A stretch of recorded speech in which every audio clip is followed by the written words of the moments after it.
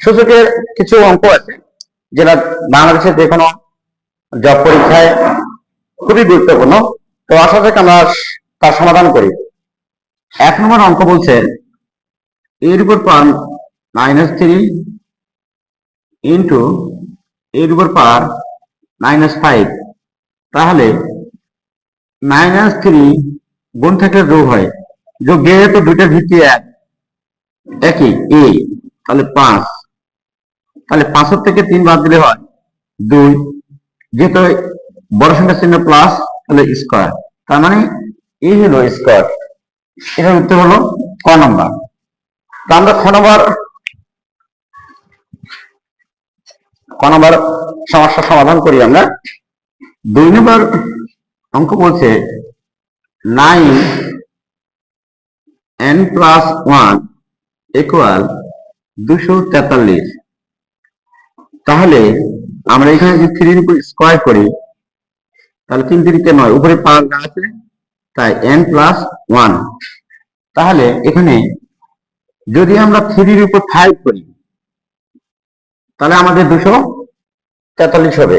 কেমন করে হবে? 5 কা 3 গুণ করব, 5 গুণন 5 গুণন 5, 5 3 3 গুণন 3 গুণন 3 গুণন 3 গুণন 3, 3 3 কে 9, 3 9 27, 3 27 81, 3 81 243।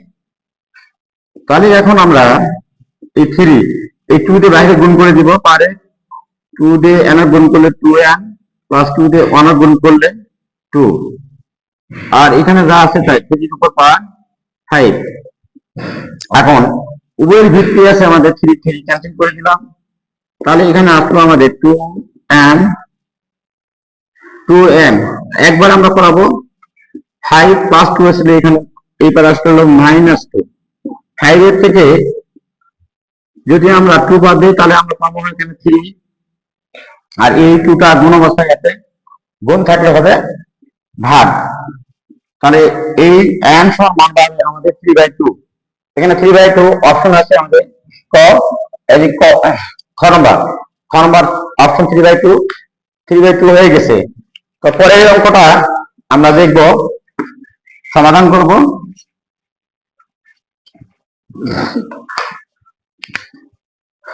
পরেরটা 3 নম্বর অঙ্ক।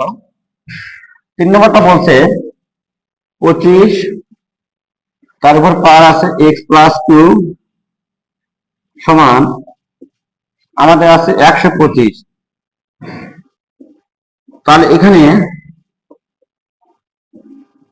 5 এর উপর যদি আমরা স্কয়ার করি তাহলে হয় 25, আর উপরে পাওয়ার আছে x+2 সমান হলো, এখানে যদি আমরা 5 এর উপর ক্লিক করি তাহলেই হবে 125। 5 এর উপর 2 মানে 3টে 5 গুণ করব, 3টে 5 গুণ করলে আমাদের এরকম করে আমরা লিখতে পারি 5 গুণ 5 গুণ 5, 5 5 টা 25, 3 25 25, 25 আর 5 গুণ করলে হয় 125। এখন যেহেতু ব্র্যাকেটের মধ্যে এই 2টা দিয়ে আমরা ব্র্যাকেটের বাইরে গুণ করব, এই 2 দিয়ে যদি আমরা x গুণ করি তাহলে 2x, আর এই 2 দিয়ে আমরা এই 2 গুণ করি তাহলে আমাদের হবে 4 সমান এখানে 5/3, 5 উপরে ভিত্তি হলো 3 পাওয়ার 3, তাহলে উভয় পক্ষে 5 5 যদি আমি ক্যান্সেল করি তাহলে এখানে আমাদের থাকবে 2x সমান 3, এই প্লাস 4টা এই পারে দিলে হবে -4। এখানে গুণ অবস্থায় আছে, 4 থেকে 3 বাদ দিলে -1 হয়, আর এই 2টা আসলে এখানে হয় গুণ অবস্থায় আছে, গুণ থাকলে ভাগ হয়। তাহলে এটা হলো সূচকের নিয়ম, হলো গুণ থাকলে ভাগ হবে, গুণ থাকলে যোগ হবে, যোগ থাকলে গুণ হবে, ভাগ থাকলে বিয়োগ হবে, বিয়োগ থাকলে ভাগ হবে। তাহলে এটা উল্টে যাবে আমাদের, এটা উল্টে গেলে হবে আমাদের এরকম লিখতে পারি x করি, তাহলে এটা হলো, এটা কি অবস্থা আছে, ভাগ আছে, ভাগ থাকলে কি হবে আমাদের বিয়োগ হবে, -1 যা আছে তাই। তাহলে উপরে এই যে এখানে আমাদের ভিত্তি যা আছে তাই এখানে 2 আছে, 2 আর উপরে -1 হবে, -1। ঠিক এটা এরকম না, x সমান -1, তার উপরে হচ্ছে না 2, তার উপরে -1, 2 -1, তার সামনে একটা -1। এটা হলো এইরকম, কারণ এটা হলো মাইনাস ছিল আগে আমাদের এর সামনে, তার এটা হলো উল্টে গেছে, উল্টে গেলে টুটা এই ওয়ানটা উপরে চলে যাবে। তো এটা আমাদের -2 আর উপরে পাওয়ার -1, এটা উত্তর। আর হচ্ছে পরবর্তীটা 4 নম্বর অঙ্কটা কি বলছে আমাদের?